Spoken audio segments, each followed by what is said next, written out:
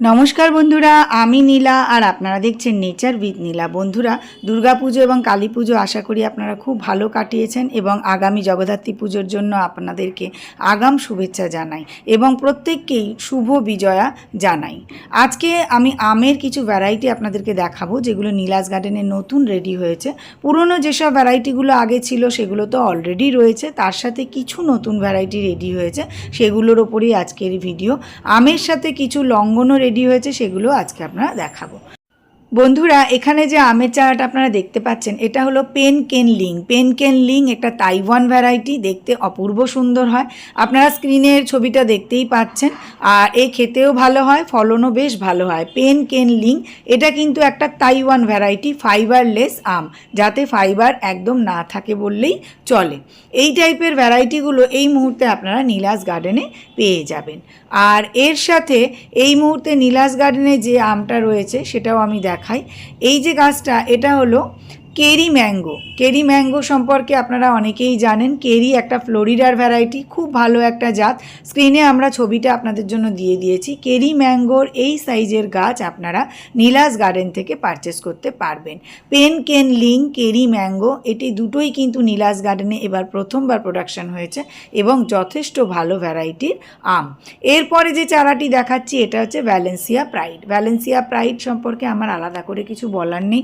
আপনারা জানেন একটা লেড ভ্যারাইটি আম, বড় সাইজের হয় ভ্যালেন্সিয়া প্রাইড। আর এরপরে যে গাছটা দেখাবো সেটা হলো গ্লেন ম্যাঙ্গো। গ্লেন ম্যাঙ্গো সম্পর্কেও আমার আলাদা করে কিছু বলার নেই। আপনারা অনেকেই গ্লেন ম্যাঙ্গো সম্পর্কে পরিচিত।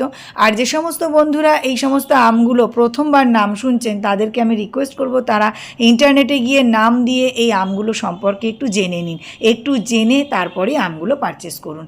এরপরে যেটা দেখাচ্ছি এটা দেখুন আপনারা, এটা হচ্ছে গোল পার্সিমান। গোল পার্সিমান আম খুবই ভালো হয়, গোল হয়, দেখতেও খুব সুন্দর হয়, আপেলের মতন ঝুলতে থাকে গোল পার্সিমান। এরও কিন্তু মিষ্টতা বেশ ভালোই হয়। আর এরপরে যেটা আছে সেটা হলো কারাবাও। কারাবাও ম্যাঙ্গো সম্পর্কে আমার কিছু বলার নেই, যথেষ্ট মিষ্টি একটা ভ্যারাইটি। কারাবাওয়ের এই একটা ভ্যারাইটি এই মুহূর্তে রেডি হয়েছে নীলাজ গার্ডেনে। আগামী বছর আপনারা আরও দুটো তিনটে ভালো কারাবাওয়ের ভ্যারাইটি কিন্তু পেয়ে যাবেন। নেক্সট ইয়ার আমরা কারাবাওয়ের আরও দুটো তিনটে ভ্যারাইটি আপনাদেরকে দিতে পারবো।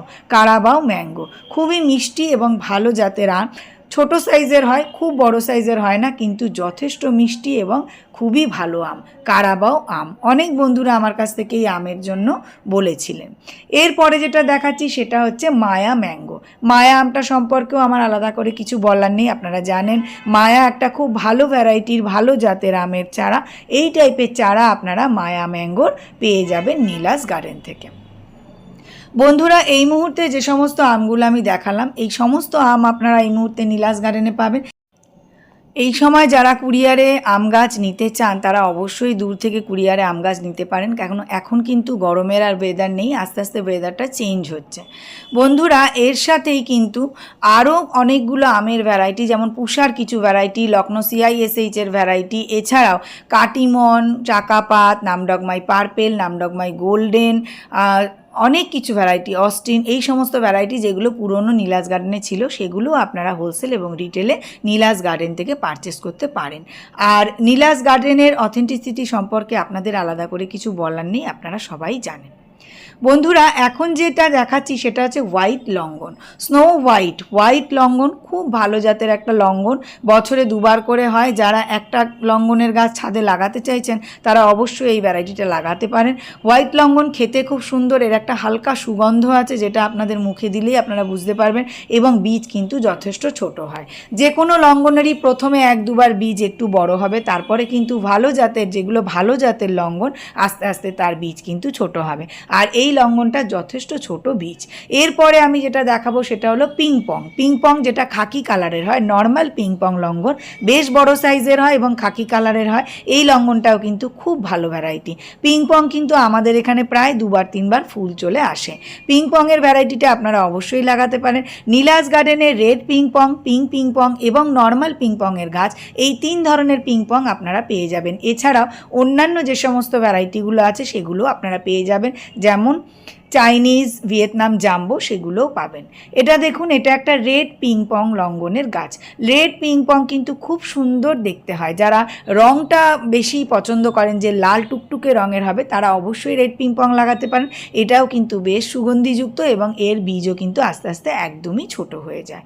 এই যে গাছগুলো, এগুলো কিন্তু আপনারা খুব সহজেই ছাদ বাগানে করতে পারবেন এবং যাদের জমি আছে তারা অবশ্যই জমিতে লাগাতে পারবেন। আমি সবাইকে রিকোয়েস্ট করব, যাদের জমি আছে তারা জমিতেই লাগাবেন, কারণ ছাদ বাগানে প্রত্যেকটা গাছই হবে, এগুলো সবই হাইব্রিড ভ্যারাইটি হয়। হাইব্রিড ভ্যারাইটি যে কোনো আম গাছ, লেবু গাছ বা লঙ্গনের গাছ ছাদ বাগানে অবশ্যই হবে, কিন্তু ফলনের দিক থেকে একটু কম বেশি হবে। প্রত্যেকেই ভালো থাকবেন, সুস্থ থাকবেন। আমার এই ভিডিওটা দেখার জন্য অনেক ধন্যবাদ।